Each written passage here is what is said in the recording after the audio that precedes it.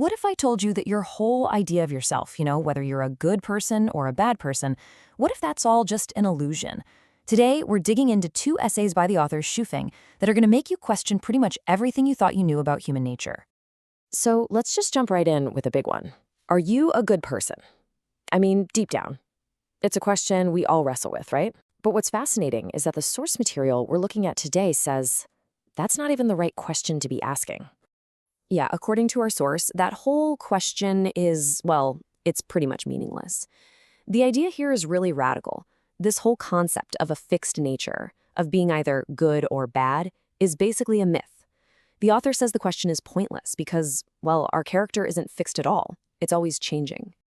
Okay, so if we're not inherently good or evil, then what in the world are we? Well, the author has this great way of putting it. We're not like statues, carved out of stone with a character that's set for life. Nope. Instead, we're more like mirrors. Our nature isn't something we have, it's something we reflect.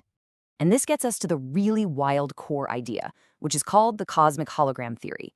Basically, it says that you, me, all of us, we contain everything. The potential for good, the potential for evil, the human side, the animal side, it's all in there.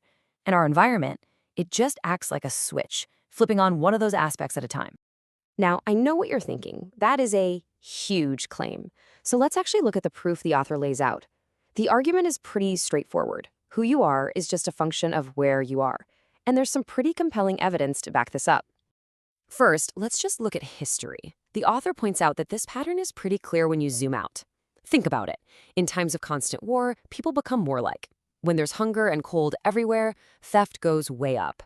But when you have a society that's led by, say, wise and virtuous leaders, people tend to follow suit. The whole personality of a society seems to shift with its circumstances. And hey, this isn't just ancient history, right? We see this stuff all the time in our own world.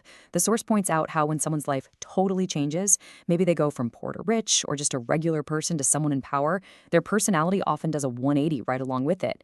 It's like their new environment literally builds a new person. And this leads to a really famous and honestly kind of chilling experiment mentioned in the text. You might have heard of it.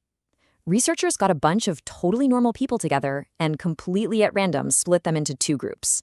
One group became guards, they even got the uniforms. The other group became prisoners, and they got prison jumpsuits. That's it.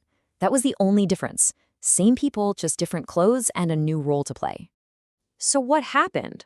Well, the results were, wow. They were fast and they were intense. The guards almost immediately became bossy, arrogant, and totally authoritarian. And the prisoners? They became quiet, submissive, and even showed signs of depression.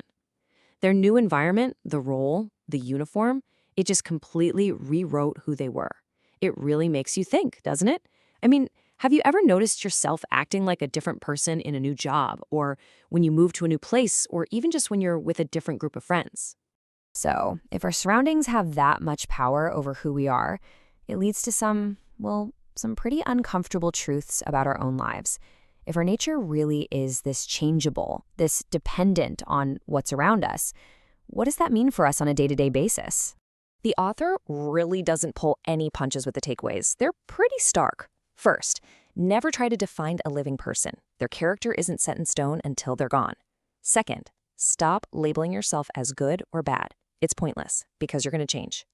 Third, and this one's tough, even our most important relationships are way more fragile than we think because they can shift when our situations shift. And finally, if we want to build a good society, we have to start by assuming everyone has the potential to do bad things and then build our rules and systems with that in mind. But wait, there's a really interesting twist here. The author says there's an exception to this rule. Apparently, about 1 in every 10,000 people is what they call a chosen one. These are people whose nature is fixed.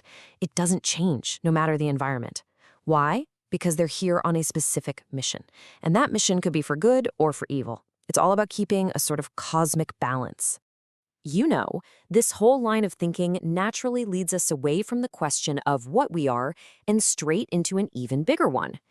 If our identity is this slippery, this unstable, then what's the point? What's the purpose of a human life anyway? To try and tackle that massive question, the author shifts gears from argument to a story, a simple but really profound parable. We're asked to imagine a group of pigs in a pigsty having a conversation about the meaning of their own lives. And from inside that pigsty, from their point of view, their purpose seems pretty clear. It's awesome. Life is all about eating, sleeping, mating. For them, life is super meaningful. And you know what? From where they're standing, they're not wrong. And this is where the parable gets so brilliant. It perfectly shows the author's point that meaning is all about perspective. So yeah, to the pigs, their purpose is to eat and sleep. But to the farmer who owns them, their purpose is to become food. But then, to a Buddha watching the farmer, it's all part of a much larger cycle of karma.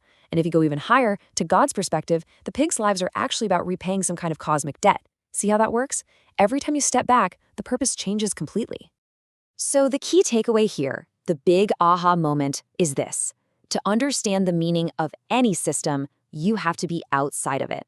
It's like that old saying, you can't read the label from inside the bottle. And that leads us to the author's final and honestly pretty mind-blowing conclusion. If you want to know the meaning of a pig's life, you don't ask a pig. So if you want to know the meaning of human life, you can't ask a human. We're inside the bottle. We can't possibly see the whole picture. So we end up right back where we started, looking in the mirror. Look, this material doesn't give us any easy answers, and that's kind of the point. Instead, it leaves us with one last massive question to chew on.